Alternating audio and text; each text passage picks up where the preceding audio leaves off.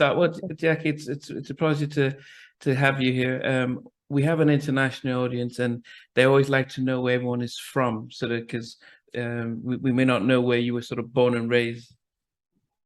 I'm from New York. I was born and raised in New York. Well, partially raised in New York, and then the rest in the South. And then when I was 18, well 17, going on 18, I moved back to New York. Okay. So I'm a New York girl all day. Okay, and you know, because you know you're very familiar. That there's probably no one from my generation who won't know your name. But how did you start singing? Well, I've been singing since I was little, and then when I was 12, my sister was dating one member of the group Change, and a lot of people from from the new era wouldn't know who Change is. They have to go back, but Change is a group that Luther Vandross was part of. Wow. And my brother-in-law was in Change, and I would come up for the summers from from the South to see my sister, and he would take me around, to different shows, to the shows he was doing, and then meeting like all the singers, other singers and stuff. So I met like Johnny Kemp that just got paid. Yeah, I met Johnny Kemp when I was 12. Wow. I met New Edition when they were little. They were, they had Candy Girl out and all of that. I met them. And I'll speed that up about New Edition, all of us coming back in each other's lives later. But I was, I was introduced to the industry young. Wow. So it made me want to sing even more. So after I graduated from high school, I had 2 scholarships for college. Wow. And for music, and I didn't want to take my scholarships. I wanted to take my chance singing. So I was like, well, I'm going to go back to New York now. And I went back to New York, and my brother-in-law started helping me.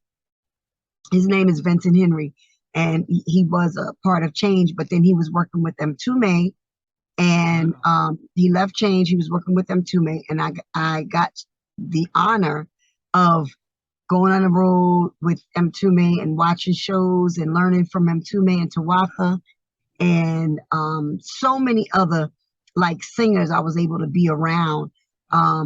Melissa Morgan, Allison Williams. I learned a lot from Johnny Kemp.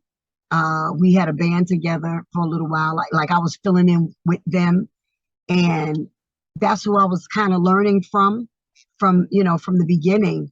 But then when I turned 19, I met Teddy Riley. And Teddy and I had a band. We started a band, and we used to do all the, little spots in Harlem and in Queens and all of that around New York. And we stayed together for a little while. I was the lead singer, and I'm trying to, oh my gosh, he's deceased now. Oh my gosh, I'm going blank because I'm old. No. I'm like, wait a minute, I'm drawing a blank. He passed away. He sung Joy and Pain with Rob Bass and Omar Chandler. I'm sorry. Omar Chandler. So myself and Omar Chandler were the lead singers for our band with Teddy. And we did that for about a year, and then we disbanded and everybody went about their way.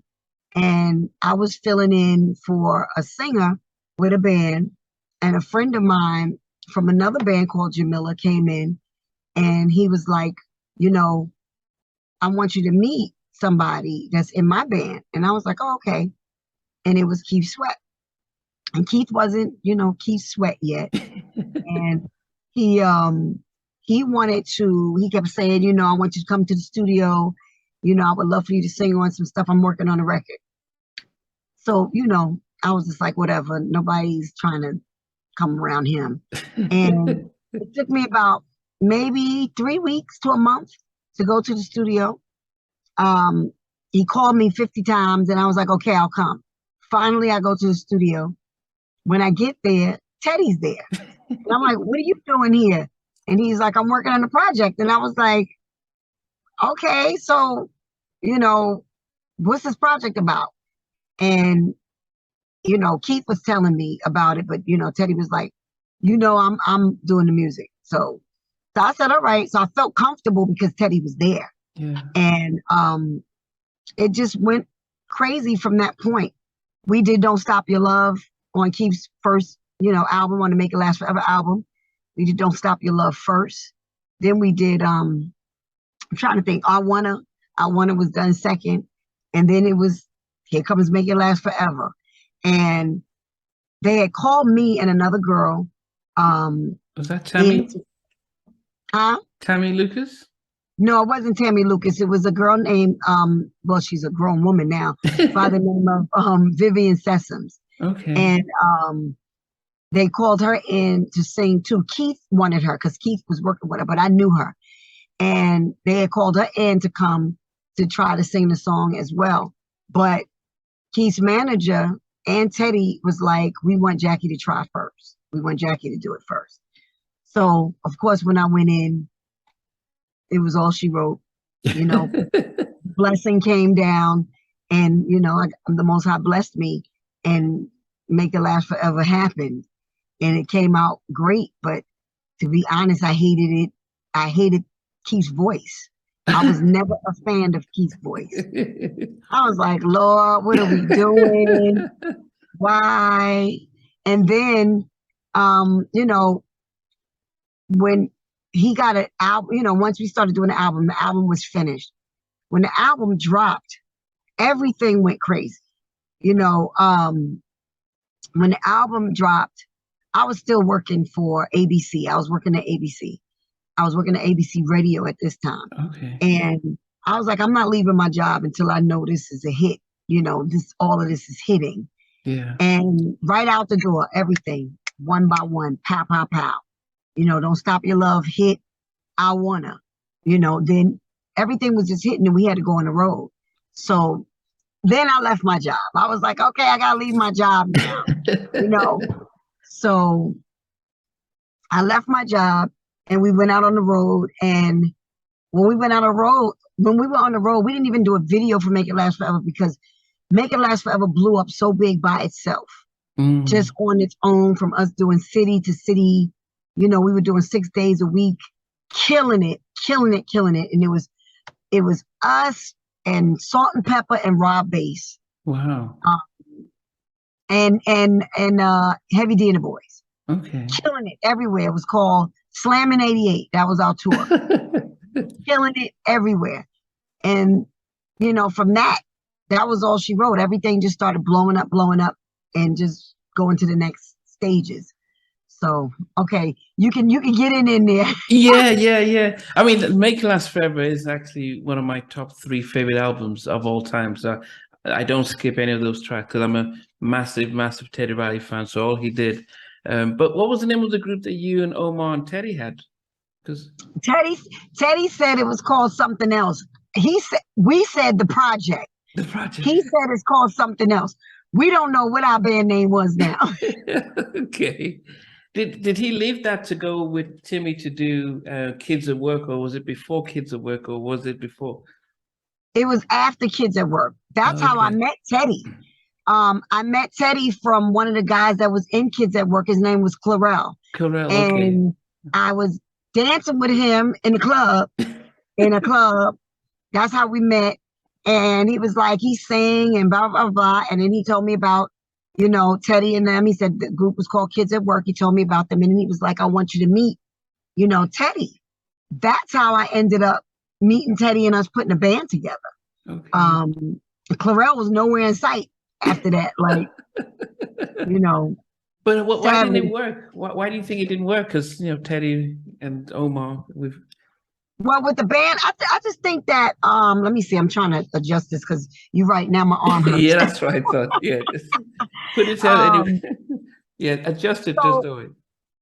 No, I'll do it a little bit. I don't want to, because I didn't want to take away, I don't want to see the sun is like shining. I didn't get home, so I couldn't do it from my house. Okay. So we didn't we weren't trying to do a band like to put an album together. Okay. We were just doing, you know, because he had kids at work going on. So, and Gene Griffin was in jail then. So Gene was actually telling, you know, we would rehearse in Harlem on 145th Street and in this spot that was crazy. And it was a lot of like drugs going on, a lot of gambling, drinking, all of that. And Gene was in jail and he was like, make sure nothing happens to Teddy and Jackie and them up in there. Let me tell you, they protected us with their lives. Nothing, nothing. And that's what we used to rehearse. And then we would just do our shows. And we ended up disbanding because it was like, okay, all right, y'all, next, because we got stuff to do. And I think, you know, it was more so because Teddy was getting busy, you know, doing more production work. And little did we know we were going to meet right back up together. Yeah. You know, that was fate. You know, that was nothing but the Most High. I always say nothing is by accident. Everything is on purpose. Yeah. Whatever happens in your life, whether it's bad or good, you know, it's on purpose. It, you know, for your learning experience or whatever you have to go through, you know, whatever generational curses that got to be broken, whatever it is. I'm very spiritual. So, you know, and I don't mean spiritual in a witchcraft way and no witchy poo way. I mean, you know, my connection to the Most High, to God, to the Most High, and to Jesus, Yahusha. I say the Hebrew names because I go by the Hebrew names. Okay.